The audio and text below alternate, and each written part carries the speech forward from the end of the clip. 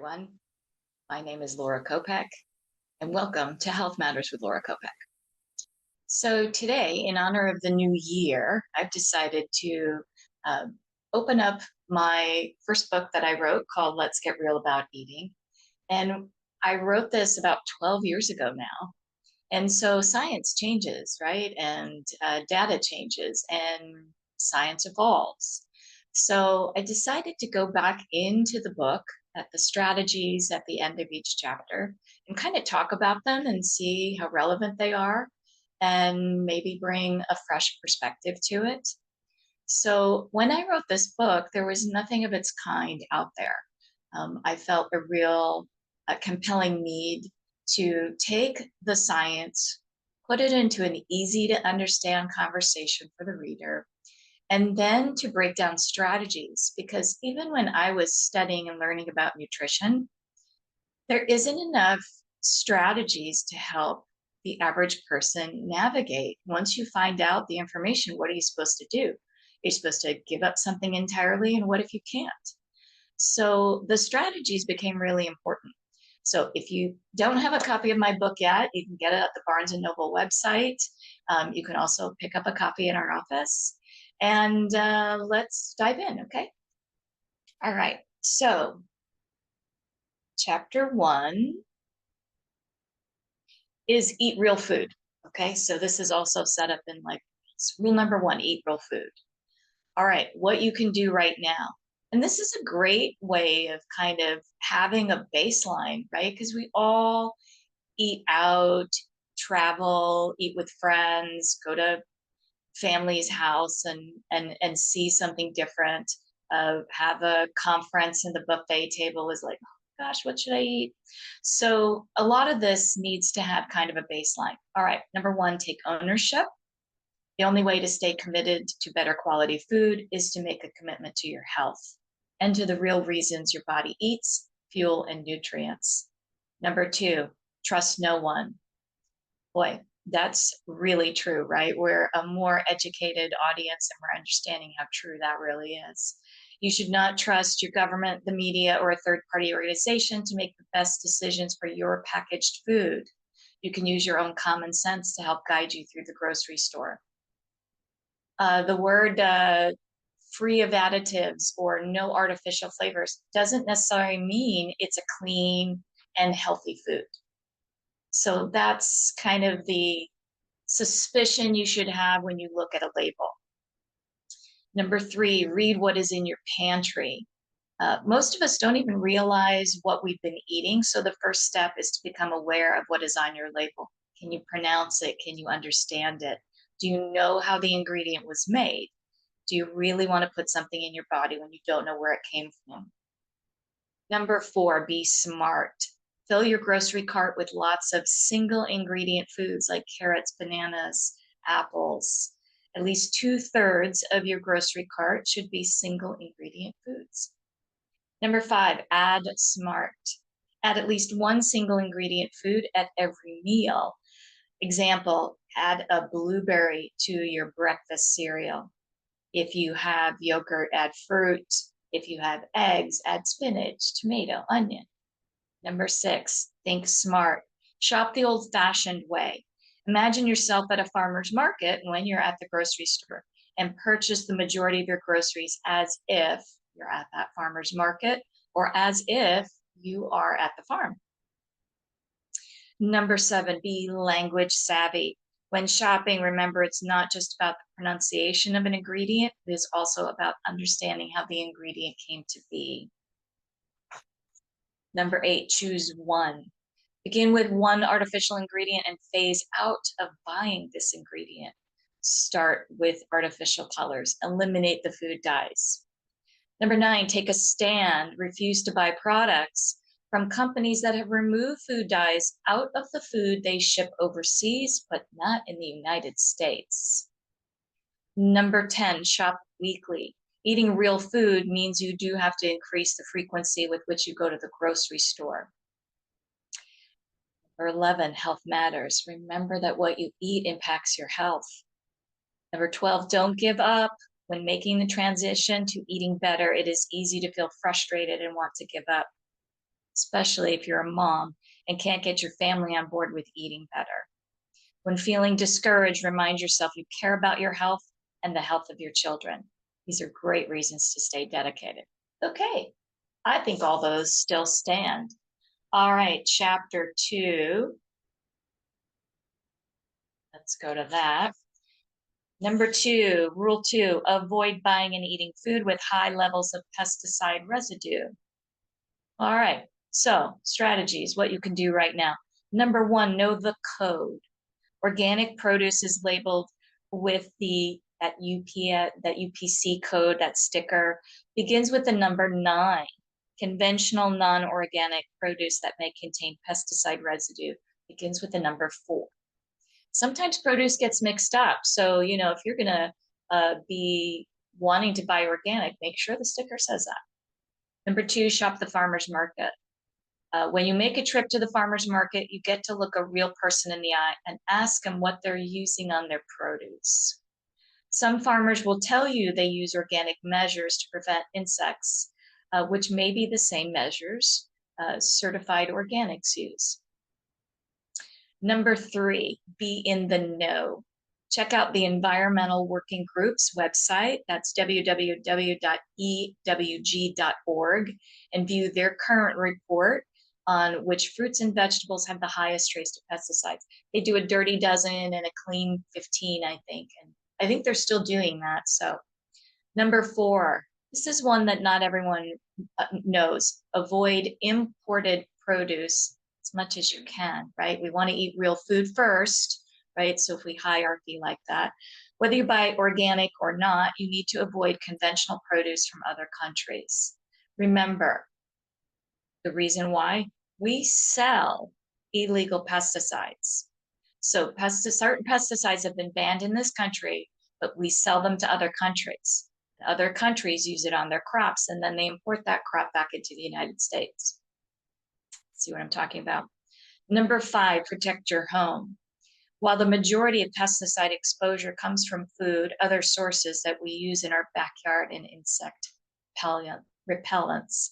Websites such as www.organicgardening.com gives you great tips on how to care for your backyard.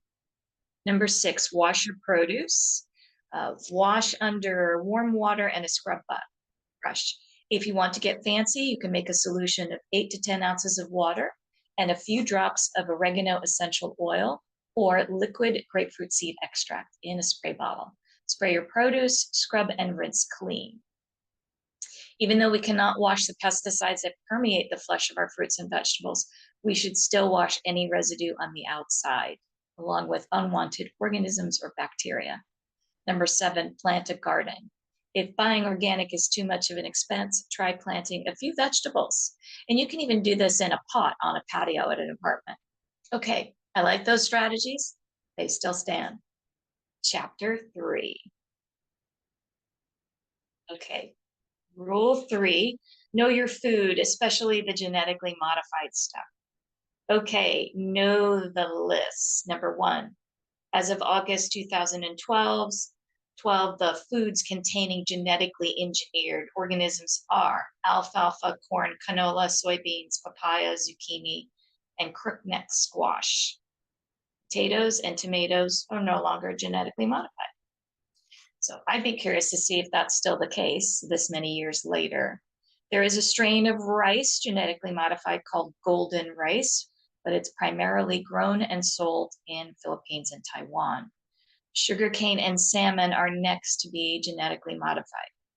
I do know that you can see that non-GMO sticker on some of the sugars. So when I wrote the book, it was set to be genetically modified, and I'm guessing that has come to pass. Okay, again, when you buy organic, these organic licensing regulation make sure that the product is not genetically modified. 3, be concerned. As long as the research shows a potential for a variety of health risks, we should be worried for our health. Number 4, question the source. That's still very true, right? We live in a world of information overload. All too often, we take information at face value. I don't think we're doing that as much anymore. So that's not new. Number 5, check it out. The Non-GMO Project website, uh, again, non-GMOproject.org, has great information about what brands voluntarily participate in labeling their products. Number 6, support non-GMO. Support those businesses that are conscious about avoiding genetically modified organisms. Heirloom, or plant an heirloom garden. Heirloom seeds are labeled as such. Heirloom means the seed is the original seed without any kind of genetic modification or alteration. Seeds of Change is a reputable company providing heirloom seeds. Number 8, donate a goat. Now, why would you think this is associated with genetically modified organisms? Okay, when you help provide a food source, it becomes to a family in a third world country, it becomes an income source. And that family becomes more self sufficient and helps reduce their poverty. One of the misnomers about genetically modified organisms is that it's saving the world from poverty. That's actually proven to not be the case. And number 9, sign a petition. If you live in a state with an active petition to get GMO labeling on the ballot, sign it. I don't know that we're really taking a stand. I think that that organization that labels food has become pretty pretty cool in getting foods labeled. All right. Part 2, let's get real about meat, dairy, and fish. All right, let's see what this has to say. Chapter 4. Rule number 4, buy clean animal meat. We are definitely a culture obsessed with protein right now. And so this is a pretty chapter 2. All right. What you can do right now, number 1, read the label. Read the label on your dairy products, on your meat. While a manufacturer does not have to label the use of growth hormones, many manufacturers will label if their products are free of growth hormones. If a company has gone to the trouble to make sure the quality of their products is considerate to your health, they will most likely let customers know. Number 2, eat this instead of that. I like to kind of have that position, eat this instead of that, eat this first, and then that kind of helps us prioritize and think about our health. So organic or free range and hormone-free meat is a much better choice over meat containing growth hormones. I do think even there's been a little bit of, I think less. I think even some of the dairy products have less and less growth hormones. So movement based on educated consumers taking a stand. Okay. Number 3, think outside the box. If grass-fed beef is too expensive, chicken, fish, turkey are easier to digest. So there's something there, right? Anyone that's been working with me over the past year, maybe even 2 years now, knows that one of my specialties is in histamine intolerance and mast cell histamine intolerance. And beef and pork are very inflammatory to a lot of people, especially those that have had residual health implications after having COVID, even if COVID wasn't serious. So if I had to update this chapter, I would put that in there. I'd add another rule about beef and pork, that if you struggled with feeling 100% after an episode with COVID, or if you have autoimmune, because we've linked histamine and autoimmune together significantly, to really think about a different red meat like venison and bison. Number 4, have game time. Consider other sources of clean proteins: quail, buffalo, bison, venison, elk, or fresh caught fish. All right, so I would have expanded that rule there. Again, added another one about autoimmune and post-COVID. 5, make the most of quality. So this is something I do, being on a budget with my family. So because protein is in everything, we think protein meat. That's kind of how we think about protein. there is a little bit of protein in everything. So sometimes with high quality meat, I like buy a steak, cut it into strips, and do a stir fry with it. So that's a way of being budget friendly with higher quality animal protein. Number 6, refuse to participate. Refuse to buy meats containing hormones. We can take a stand against this and send a message. And again, I think consumers are becoming more savvy and assertive about what they want to see. And the growing amount of health uh, foods, if you will, in the grocery stores, regular grocery stores, didn't really exist. We were bound to things like Whole Foods and Sprouts.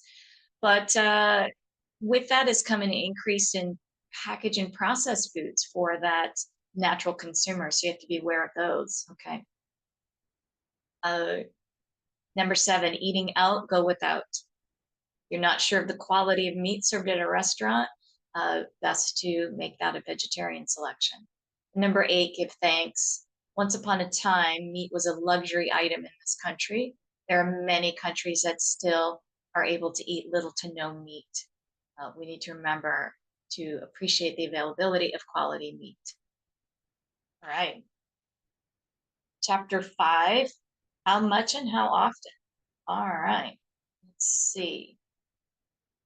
Rule number 5, change your meat quality or eat less of it. What you can do right now. Number 1, eliminate meat containing nitrates. Still holds true. Animal proteins such as cold cuts, hot dogs, sometimes jerky, look at your labels, sausage and bacon can all contain nitrates. Companies such as Applegate Farms are making better quality processed meats. There's probably even a few more brands out there than, again, I wrote the book. Number 2, change or reduce. You cannot change the quality of your meat. You have to eat less of it and look towards alternative sources of protein, whether that is eggs, if that's on your health plan. Again, eggs sometimes can be really hard for people that need to watch their histamine, food intake, or autoimmune. Number 3, watch the burn. Limit your consumption of charcoal and smoked meats. Avoid microwave cooking as much as you can. Yeah, that still holds true. Microwaves will such a high heat at a quick amount of time, super convenient. It is going to eliminate a lot of those nutrients faster than cooking it elsewhere. I don't know if this comes up in the book, but if you're doing those meal services, because it certainly didn't exist when I wrote this, which can be clean ingredients. Some of those food service plans are incredible, but they also, some of them come in a black, easy to use, microwave friendly packaging. And that black plastic, those meal prep containers, the micro plastic residue that enters the food is very concerning. So if you're going to spend the money on a meal service plan or meal prep, at least just put it on a plate. Just dump it out of the plastic container, put it on a plate. At least don't get the microplastic residue. Number 5, limit red meat, cow meat, and pork. And just talked about some reasons why, some added reasons I've learned through the years. But also, the larger the animal, the longer it takes for your body to digest the flesh of an animal. This I still believe in. Since many of us have a weakened digestive system, especially as we age, consider limiting beef and pork. Pork should be avoided as much as possible since they are dirty animals and they often eat waste, including their own. Okay. If you don't want to give up pork entirely, make sure you're eating organic, cooking to an internal temperature of 160 degrees, and limiting to once a month. Number 6, reduce sugar meats. Pork products like ham and bacon have added sugars in them. I know now, because of the movement of paleo, we can see bacon that doesn't contain sugar. A little bit more expensive. Number 7, be a nighttime vegetarian. Kick the morning coma. food coma. Still believe in this, still even practice this myself. Um, Eating late is very hard on the body, still is absolutely. When we're trying to, uh, you know, increase our metabolism, burn calories, then we really have to think about like avoiding eating after dark as much as possible. In the winter, when darkness comes early, um, we're going to really need to rethink the quantity that we eat if we're going to still eat around a normal dinner hour, but it's getting dark. Okay. Uh, because when we're at rest, the body wants to be at rest, right? Which digestion needs to be at rest. Um, when our body releases melatonin, which is that natural sleep hormone, it suppresses insulin production. You're not meant to break down food efficiently as we prepare for recovery and rest. Okay. A lot of people, if you wake up in the morning and you feel kind of that, like, I call it the food hangover or food coma, and you feel like you need caffeine to really get going. Now that's a double whammy because you're using a stimulant to compensate for the fact that your body didn't get the recovery it needs. Just think about recovery. Number 8, take a break. Take a break from eating meat altogether for a dinner time. Uh, Now, originally I said 3 to 4 times a week. Typically, what I do is I put my animal protein at lunch time. Then I can kind of add the extra protein um, because I know it's protein so important. But again, remember, protein is just in everything. So if you're wondering your protein, calculate it on an app and see actually what your macros are doing. But again, it doesn't have to be meat to be a good source of protein. Sometimes things thinking outside the box, like buffalo mozzarella. Buffalo mozzarella is actually made from buffalo milk, the true buffalo mozzarella. It's not just that it's that fresh, large mozzarella. Okay, number 9, keep it complete. Again, vegetarian meals can include some healthier versions of dairy products, eggs, fish. If you choose to do a vegan meal, you have to make sure you're consuming a complete protein, right? And again, a lot of that can be inflammatory, so you want to watch how often you're doing that. And that is combining a legume, which is typically a bean, with a grain. So, like rice and beans, that makes a complete protein. Again, for most, especially as we age, can be more inflammatory. Certainly, really difficult for people with autoimmune and people that are suffering from histamine intolerance. So, I would add that again if I was updating or rewriting this book. All right, number 10, keep your money in the bank. Meat is one of the most expensive items on your grocery store, especially if we're buying high quality meat. Uh, so, again, taking a break from those products or thinking differently about the way you consume them. Number 11, watch the bread, still very important. Really, when you're eating animal meat, especially the larger animals, if you mix a grain with that, you really slow digestion down. So, like an example, that would be like if you go out to have pasta, you'd want to have the seafood as a protein. You wouldn't want to do like a bolognese sauce with meat and mix that ground meat and grain pasta. Hamburgers, kind of a similar thing. If you're going to do a hamburger, do it as a lettuce wrap. Making small choices like that can actually help your body break down that and make use of the protein you're eating. Why would you eat all that protein and then like slow down the digestive process? Um, okay.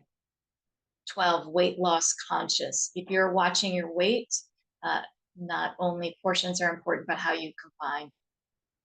Again, animal proteins will digest more efficiently when combined with vegetables and simple starches such as potatoes and squashes. Meat combined with grains is a slow ride through your body.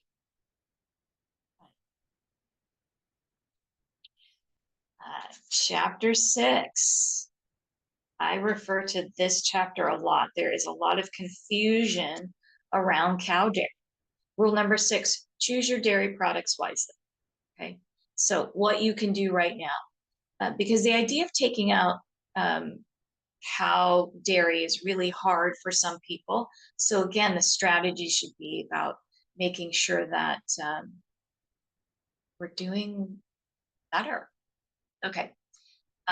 What you can do right now, number 1, go organic and go whole. If you're going to drink milk, organic whole milk, because the fat helps break down the protein, and organic, so you eliminate hormones, antibiotics, pesticides used in conventional dairy farms. Again, even if it says hormone free, it may not necessarily be antibiotic free. Number 2, reach for almond milk. Okay, so I would update this. Again, almonds can be really hard on people that are autoimmune, people that are suffering from histamine. If you're suffering from histamine intolerance, then oat milk might be a better choice, but certainly that is not going to be an ideal fit for autoimmune. So looking at something like hemp milk, coconut milk, again, listen to your body and pay attention to how it's reacting. Number 3, eat this, not that. Consume organic, pasture-fed or grass-fed butter over conventional butter. And if you cannot buy pasture-fed or grass-fed butter, real butter is still a better choice over spreads. They were called margarines when I was growing up. But yeah, again, eat real food. Number 1 rule, right? Number 4, know your cheese. Here's a big one. Read your labels, know which cheeses are made with animal rennet and which are not. Animal rennet is often cut up stomach lining from a cow. So essentially when you're eating cheese, you're eating milk that has been soured, cultured, fermented, rotted, and it's done with a substance. So like some cheeses are made with like a vinegar. Way back in the day, I made my own cheese for a while out of goat milk. We had a fresh goat milk, and there was a process where I cooked it on the stove with vinegar, and then you strain it, and it becomes like a ricotta. So, you know, much healthier, easier to digest. So again, fermented and plain. Number 5, consume fermented dairy, plain yogurt, but watch the yogurt. Some of the yogurts are really, they're so close to pudding, even the unsweetened stuff. So just really watch and understand where that's coming from. You know, in menopausal women that are trying to be metabolically fit, cow dairy has no place. So I actually would have added this in terms of anyone wanting to be metabolically fit, optimize their resting metabolic rate, optimize the way their calories are burned by their body. Essentially, cow's milk and anything derived from it is a breast milk from a large mammal for another mammal to grow that baby cow into a large animal. So it does not work. It is not a source of calcium because we don't digest it. So there's a lot of calcium in it. We don't absorb that calcium. So it has to be usable calcium. Okay.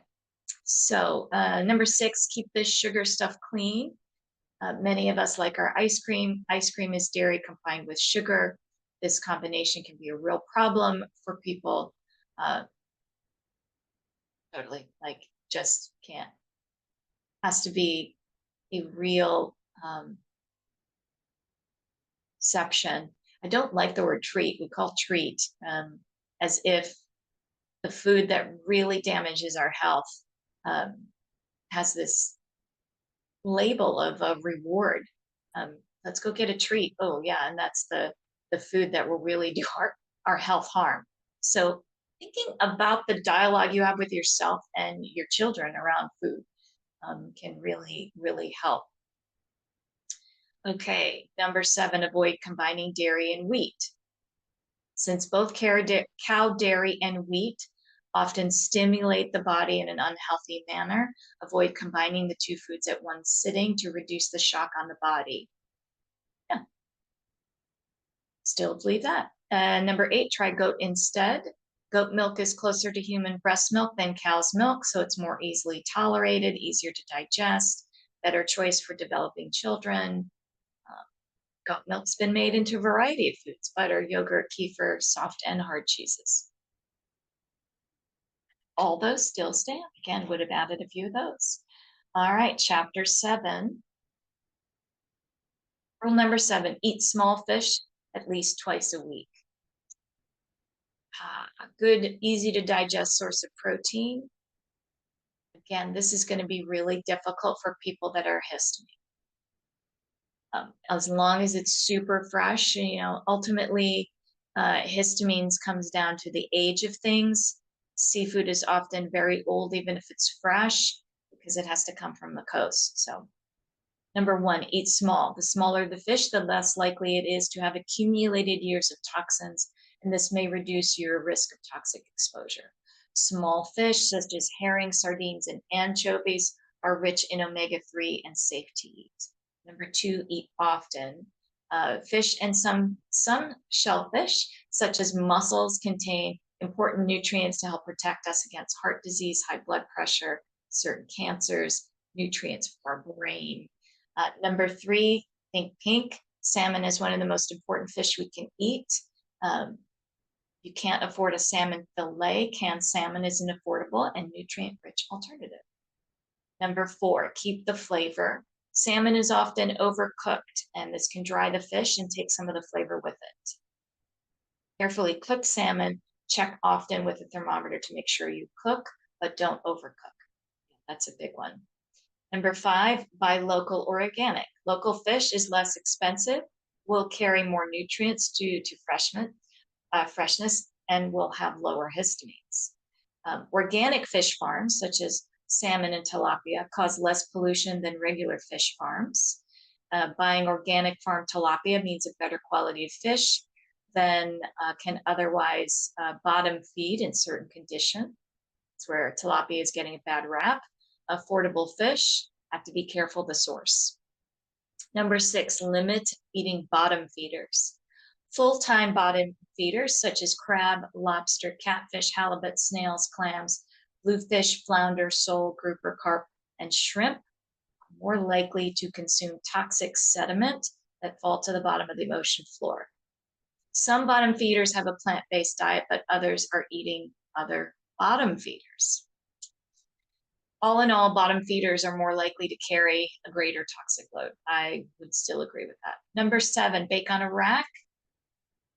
Toxins are more likely stored in fat.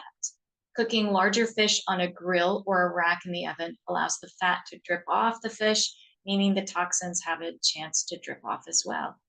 Good tip. I forget to share that tip enough. Number 8, cook with turmeric and cilantro. Turmeric is a bright yellow and flavorless spice used in Indian cooking. This spice is also known for its ability to help with toxins in the body. Heavy metals in particular, such as mercury, can be removed through the body more efficiently when eating turmeric and cilantro. All right.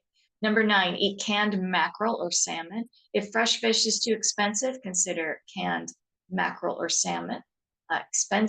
Which is inexpensive and still rich in omega-3. Number 10, frequent the Marine Conservation Society. www.mcsuk.org provides updated information on what fish is safe to eat in their Good Fish Guide.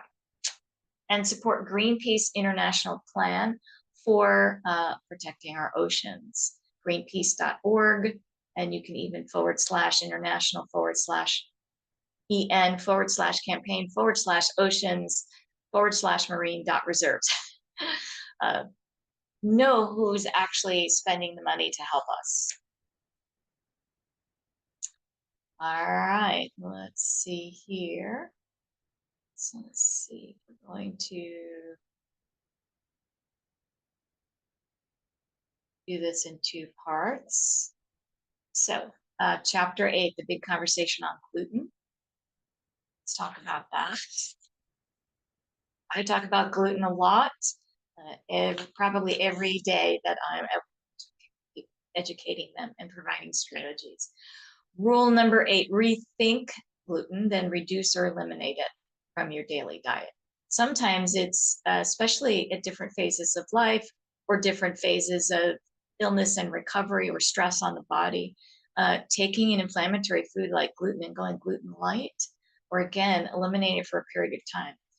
Really effective strategies. It's very inflammatory, period, whether you are negative for any kind of gluten intolerance or celiac disease. All right, number 1, reduce or eliminate. You want to eliminate it slowly. Take each of the following strategies in order as baby steps. To eliminate gluten quickly, use the strategies below to help know what certain food or food types to consider and avoid. If you decide to keep gluten in your diet, remember the quality and quantity will go a long way. That is true, right? The hamburger bun at a fast food restaurant is not the same as a homemade muffin. So I also did a podcast episode, Food on the Spectrum. Check it out. It's all about the quality of food and how to think about putting your food on a spectrum. For me, I eat gluten so rarely that if I'm going to do it, I want it to be the absolute best quality. I'm not going to kind of waste that allowance, um, that ration that I have for myself on something really quality. Number 2, run from bleached flour. This is your first step to reduce or gradually eliminate gluten from your diet. Unless the label says unbleached wheat flour, chances are the white flour is white because it's bleached using benzoyl peroxide or chlorine gas.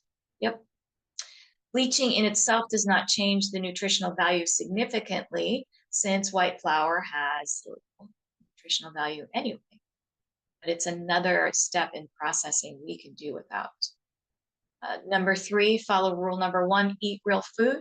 Many processed foods with flour use preservatives such as calcium propionate, sorbic acid, cellulose gum, dough conditioners such as fumaric acid, and a bunch of other names I can't even pronounce. Extended shelf life ultimately means extended shelf life inside your body, making digestion harder. Just really need to think and put these pieces together. A lot of times we just grocery shop without even thinking, or maybe the only thing we're thinking about is the money that we're spending. So it's time to think about how to move through this a little bit more consciously. Okay, then the next step, right? Once you take out the gluten that is bleached and full of preservatives, then you want to remove the white flour. Number 5, watch the combo. Again, gluten with animal protein. Number 6, eat gluten sparingly. Reduce your intake. Be aware. I mean, sometimes I'm looking at people and they're eating it breakfast, lunch, and dinner. They think, oh, I've got all this variety. I'm not going to have any variety. And I look at their food diary and I'm like, you have no variety. You're essentially just eating 3 things, just made differently. You know, the donut, the sandwich bread, the pasta. You're kind of just eating all the same thing. Number 7, try a 90-day elimination. That is a good way to start kind of feeling. Sometimes people don't feel like better right away. They might even go through a detox, but the reintroduction can tell them a lot about the effect on the body. Number 8, watch the replacement. I still talk about this. It's not going to be, it's a little bit better. I mean, gluten is such an inflammatory protein in certain grains like wheat. And then the way that it's adulterated and processed is hugely problematic. But a lot of these gluten-free products, they're just as adulterated and processed. It's just that it doesn't contain the gluten. So, you know, on the scale, the hierarchy, okay, it's not the big hit, but it's not health and a healthy alternative. So really need to look at, again, the difference between packaged and processed, right? it's packaged, it's pretty much something that you could have made at home. You know how it's made. The processing is going to be like looking at that ingredient label. I don't know how to begin to make this. Okay. Number 9, almond replacements. If you're going to eat a muffin or a pancake, try some made with almond meal. All right, here's where I would make a big change. I would call it cassava replacement. Um, Cassava flour is entered the scene since this book, since I wrote this book, and it is probably the least inflammatory and fits just about every elimination diet from autoimmune to low histamine. And you can even find some foods made out of it by different companies.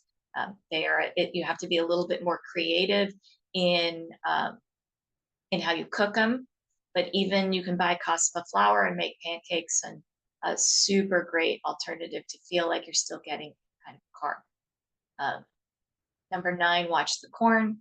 Corn is not the replacement we think. And it says here, the next chapter will tell you why. So I'm going to leave you there today. We'll do a part 2 with the remainder of the rules and strategies. Again, if you want a copy of my book, check it out on the Barnes and Noble website. And thanks for listening and joining us today.